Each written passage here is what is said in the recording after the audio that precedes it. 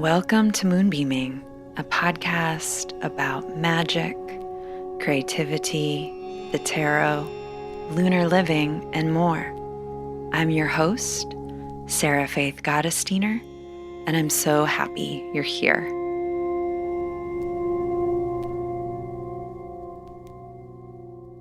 Hello and welcome. If it's your first time here, welcome. If it's your 30th time here, yay! Thank you so much. I'm so honored you're here with me. I'm Sarah Faith Gottesdiener. I'm an artist, tarot reader, business owner, writer, person, human being, pug, and pit bull mother living in Los Angeles, California. And this is a podcast about life, tarot, magic, creativity, healing. And it's a place where I want to talk about things that I don't always hear spoken about. Sometimes I have incredible guests, and sometimes it's just me. I'm just sharing all by my little self, and that's what we're doing today. Before I begin, I wanted to let everyone know who left a 5-star review how incredibly grateful I am to you. Every month, I do a giveaway with folks who have left a 5-star review. So if you love the show and you haven't yet left a 5-star review, please do so. And it will go into the giveaway that I'm announcing in the beginning of August. Once a month at the top of the month, I announce it. So stay tuned for that very shortly.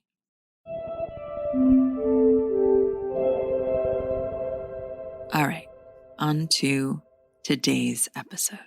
Today's episode is about ethics in spirituality, namely ethics in giving readings and some baseline things to consider and to put into practice when you're holding space for other people as a reader or channeler or astrologer or breathwork practitioner or any other kind of spiritual worker.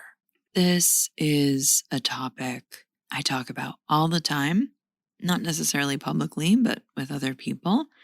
And this episode is one I've wanted to do for years. I've wanted to get the conversation going about this for years. In fact, I wanted to do it on another podcast I created, Strange Magic, literally like back in 2018, and the collaborators didn't want to. The co-host couldn't or did not want to, even though I kept trying, so nothing ever aired on this subject, which of course makes total sense knowing those people and this topic. And finally, a few months ago, a couple things happened all in one week that made me sit down and write down some bullet points and ideas of what I wanted to cover. And I'll just share little snippets of my life. The first thing that happened is I was at my mechanics and was chatting with the manager. Shout out Don's Auto in Highland Park. Shout out Chris, the manager. Highly recommend if you live in Northeast LA. They're really, really great. They're just really, I would say they're ethical. They're ethical mechanics. So I'm endorsing them. No, they are not sponsoring the show, but maybe they should. I don't know. But anyway, I was there. And, I've been taking my car in to this mechanics for years. And so the manager and I are friendly. And so he asked me what I did. And gentle listener, as an aside, I've actually always hated this question. No matter what I did to make money, whether I worked at Nike or TGI Fridays or was a nanny or worked at a world famous advertising agency, like it didn't really matter what I did. I still never liked this question. But now doing what I do now adds this other layer, like another twist, as it were. I'm always really careful about what I share and what I say in these kinds of situations because it only goes a certain amount of ways, like sometimes living the way that I do, I like forget about the muggle world, you know? I'm sure some of you can relate. And then in these moments when someone's asking me what I do, it all comes back to me now, you know? It was not long ago and it's all coming back to me now. So there's different ways that this goes. Either the person thinks it's cool, they're not weirded out, we have a short conversation about it, we moving right along, or the person thinks it's cool and wants me to like read them, you know, like, well, can you tell how many kids I'm going to have or whatever? Or the person now thinks I'm insane and or stupid, and I see it in their eyes, and the conversation basically ends, right? So honestly, like usually when someone asks me what I do, I'll just say things like, I run my own business, I'm a consultant, I'm a writer. All these things are true, by the way. So I'm not lying. I actually can't lie. So all of those things are true. But once in a while, I can gauge that the person asking me is open. And so I told Chris what I do. Like I said, I'm a psychic tarot reader and teach about the occult and metaphysics. And he was like, oh, I've met someone who does that. They say that they can read a person. They can sort of tell what the person is thinking by their body language, and they can tell them what they want to hear, and they make money off that. And I had to say, no, actually, that's not what I do.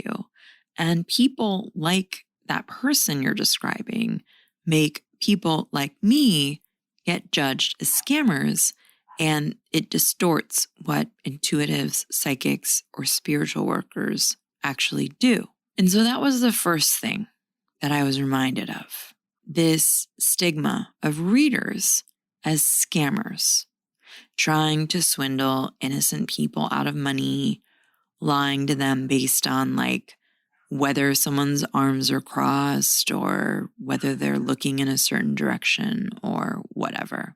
And it's a bummer because you know what?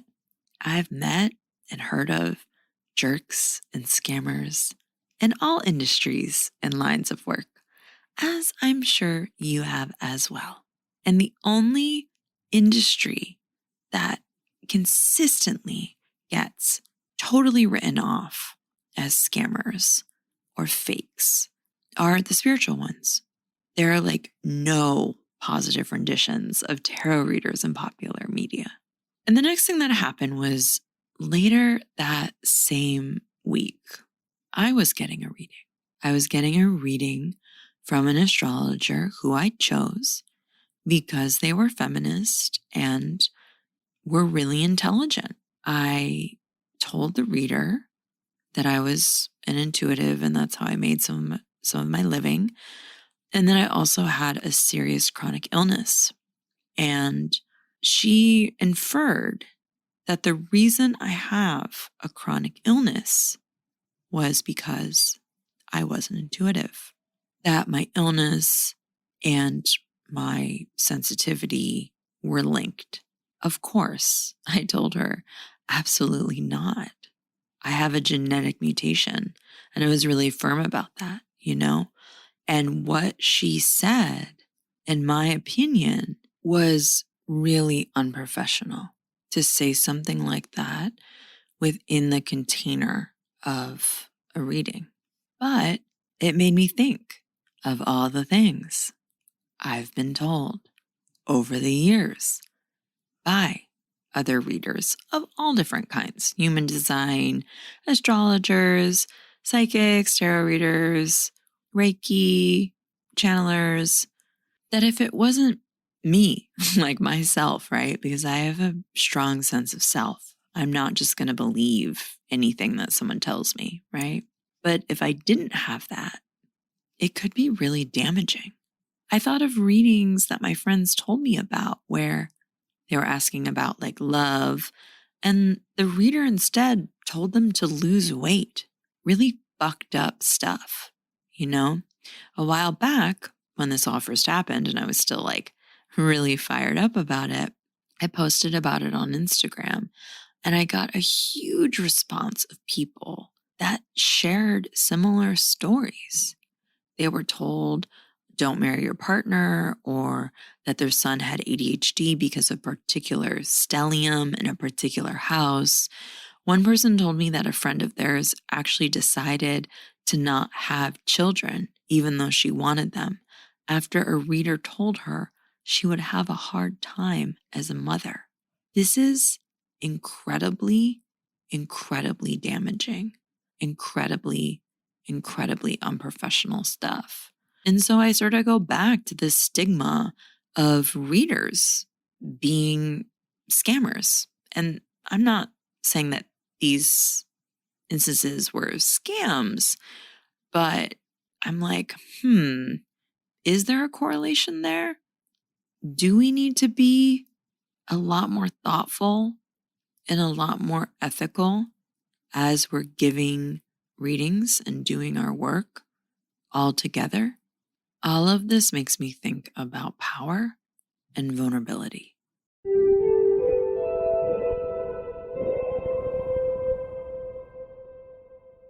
Vulnerability, 100%, is what is needed when you go into a reading. Being open and aware and ready to share. Wasn't trying to rhyme, but I did. Reading for a closed off person is totally possible, but it isn't going to open up dialogues, information, or create shifts in a way that it would if the person coming in is really in an open and vulnerable space. And of course, with that vulnerability comes sometimes a suggestiveness. People come to get readings for answers. They come in sometimes when they're confused about something, when they're at a crossroads, when they are seeking support and healing. Folks come in for readings when they're ready to make really big decisions about important things in their lives. I've had clients come to me grieving the death of a lover, when they're trying to figure out whether they should have an abortion or not, when they were considering suicide, when they're figuring out how to navigate transitioning, like transitioning their gender. Some folks get readings because they're curious or they just want to check in, Maybe they are just booking for entertainment purposes. But more often than not, in my experience, when someone books a reading with you, they're coming seeking guidance, affirmations, and clarity. And that gives the reader power. It sets up a power dynamic that readers have to be incredibly mindful of, in my opinion, because, as they say, with power comes great responsibility. So I wanted to start this off by talking to my fellow readers, laying out some basic things to consider. The first is really basic. What is your lineage? Who are your teachers? What have they taught you and how do you honor them? What do you think about the modality you're practicing and how do you practice it? What do you bring to the table through your years of practice and study that makes what you do your own? On that note, I really do believe if you're going to take on a modality and you're going to see clients, you need to be studying and practicing that modality for years before you open the doors to the general public. Not a weekend workshop, not a 2-month-long class online, years. I studied and practiced tarot for 7 years before I saw clients that weren't friends or friends of friends.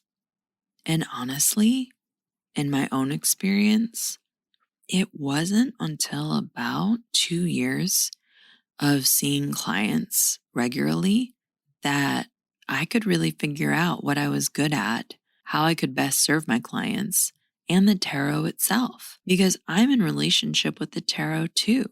With lineage stuff and teaching stuff, of course, cultural appropriation falls under all of this.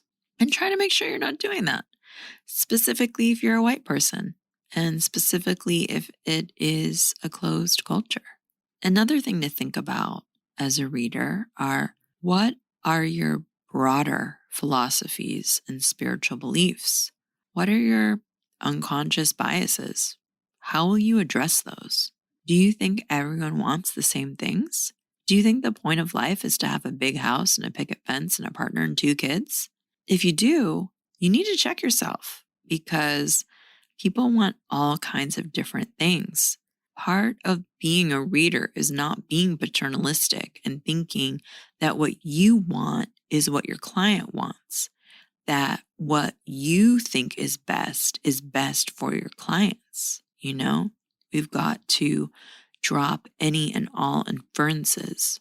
We've got to think about and ask, what does the client want? What is best for the client, And if we come in with a lot of ideas about what is success, what is the right way to be or live your life, you're not going to be able to help your client to the best of their needs, And on that note, do you need to be right in client readings? Where's your ego in all of this? Because in my humble opinion, our ego can't be in a reading. Us wondering if we're right, if our interpretation is right, if we're doing the right thing, if we're saying the right thing. I get it. We're all human. These kinds of things pop up from time to time. And also, being of service means dropping the ego, dropping yourself, your biases, your self-consciousness, and centering your client, focusing in on what the messages are your client needs to hear, however they come through. That was a big one, gentle listeners, for me in the beginning of reading for other people. Things would come in, like not really about the cards, that were just, I was like, what? But I had to share them because I was in a reading. And that was obviously how my psychic ability bloomed and how those things started happening. If my ego had come in and been like, don't say that.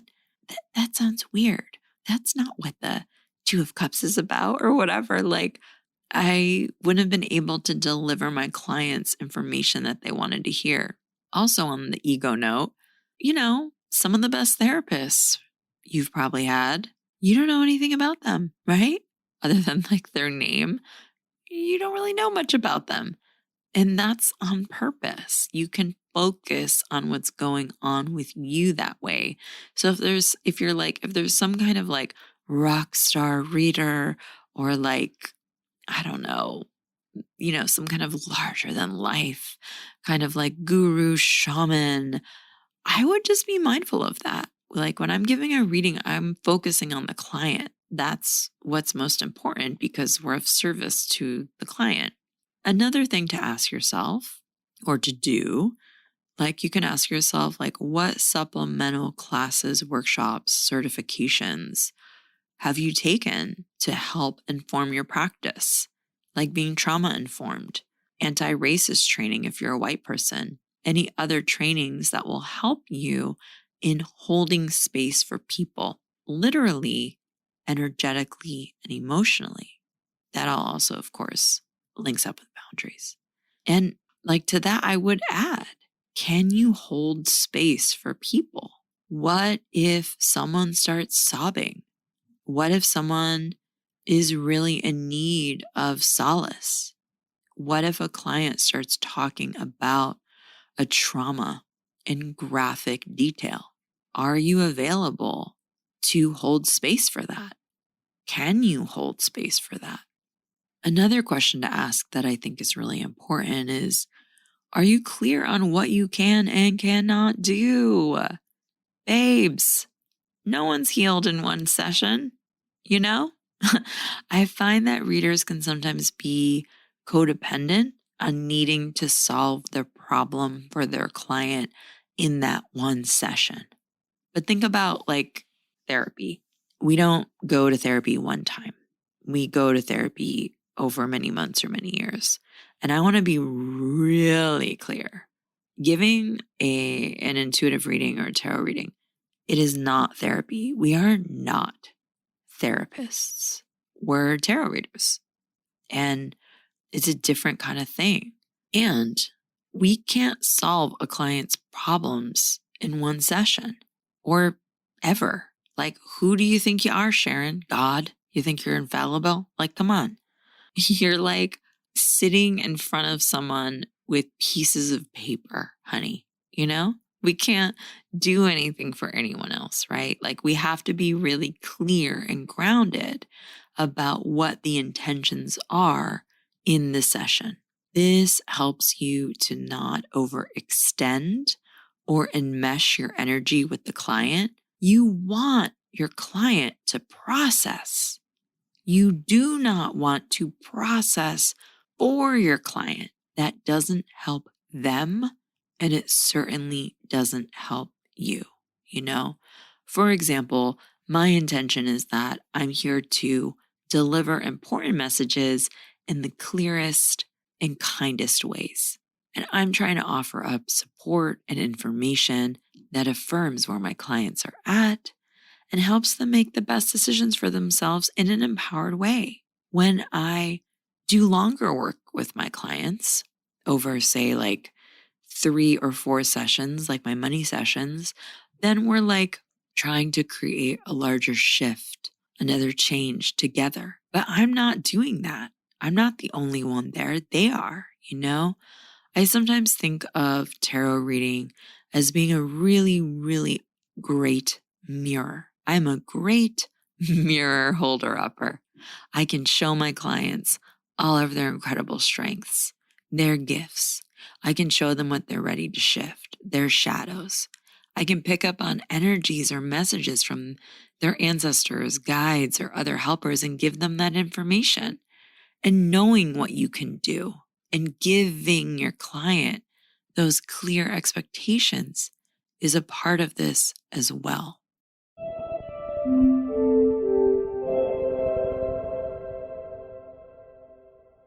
Oh, yes, health and medical stuff. I do not think that health and medical advisories belong in a reading unless you are a practiced, seasoned medical astrologer or health coach nutritionist. If you're a medical medium, you've been doing it for years, that's your focus. You have all kinds of other education and training in medicine. Fantastic. Great. But if you're not, if you don't have any training, why would you say that a planetary placement means something when you're not a specialist? When you're not a specialist in ADHD or chronic illness? In my own practice, I don't make specific calls like that. Even if I can tell what part of the body my client is having something going on in, because that's part of my ability, I'm not going to make a specific call. You know, my back will start hurting and it's their back. But I don't say, hey, that looks pretty bad. Who am I to say something like that? I might say, you might want to see a specialist if you can do so, you know? Sometimes I'll get messages that they'll need more than one doctor, and I'll tell them so they don't become discouraged, right? It could be a longer process than they might like. I want to prepare them if that's what I see, you know? But we also want to be really clear and really fair with our communication. But like, gentle listeners, if you've been telling your clients that this certain planetary configuration means this, or if you're a reader and you're like, well, I see the 5 of Pentacles, that means you're going to get sick. Like, I think you should take a step back from giving readings.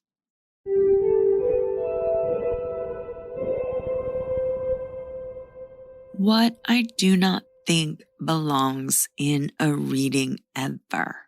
Anything that takes away the free will of the client, of the person who's sitting across from you. Now, we all know free will, that's a topic for another day. Sure would make a long episode, sure would.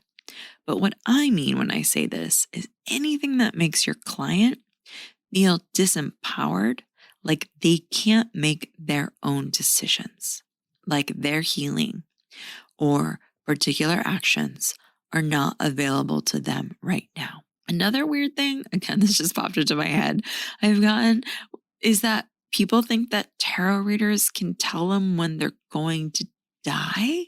Have you heard this? Like, I've had like 3 people be like, I don't want to get a tarot reading because I don't want to know I'm going to die. I'm like, was this in a movie or something I missed? Y'all know, like I live under a rock. So I like truly do not know if that was a popular culture moment. I have never said this to a client. Like I've never, ever said this to a client.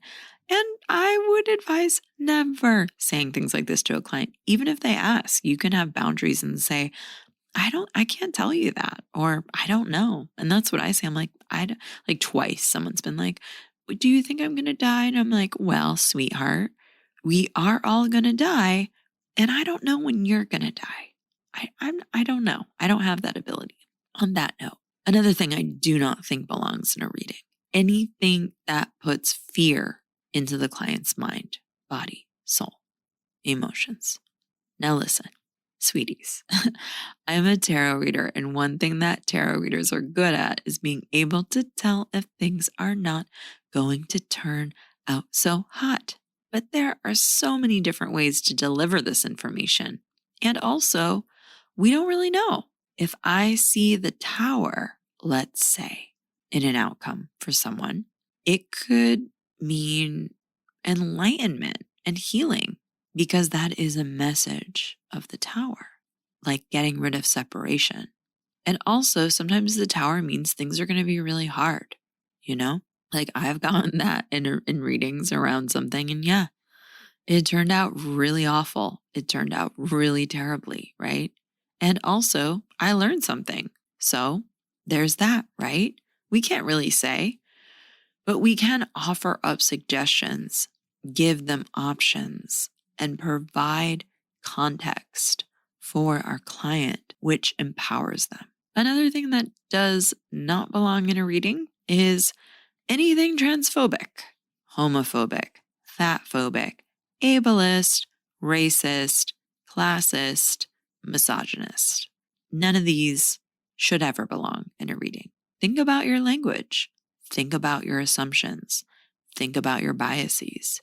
Do you use dark and light to mean bad and good? And again, I'm going back to this like bias assumption thing with chronic illnesses. Do you assume that your client should get better? Because a lot of people with chronic illnesses can't. And if I have to hear one more person tell me, just drink this smoothie and meditate, and my genetic mutation will be cured, I will throw my spinach, papaya, sea moss, and spirulina smoothie in their face, because I've had hundreds of smoothies in my day. I meditate every day. I eat very healthily. I love myself.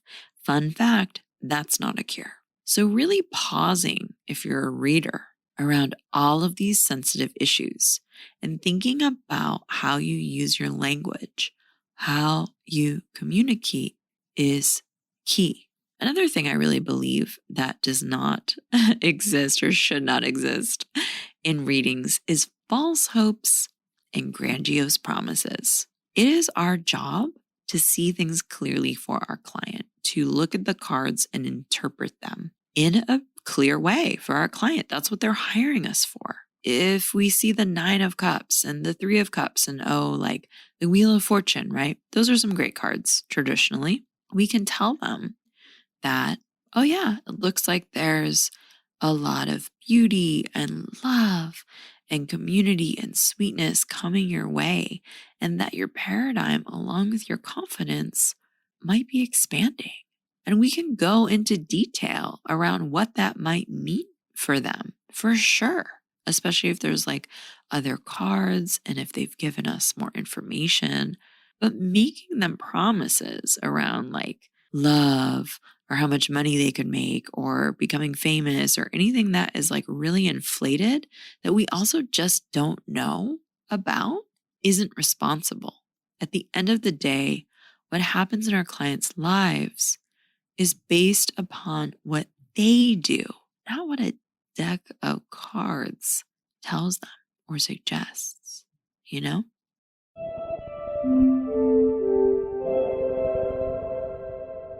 I wanted to close by just speaking directly to the person getting a reading. I wrote a newsletter about like how to find a reader. I'll put it in our journal this month. But a reader you trust will never solicit you in your DMs ever. And a professional reader will not give you a reading for free.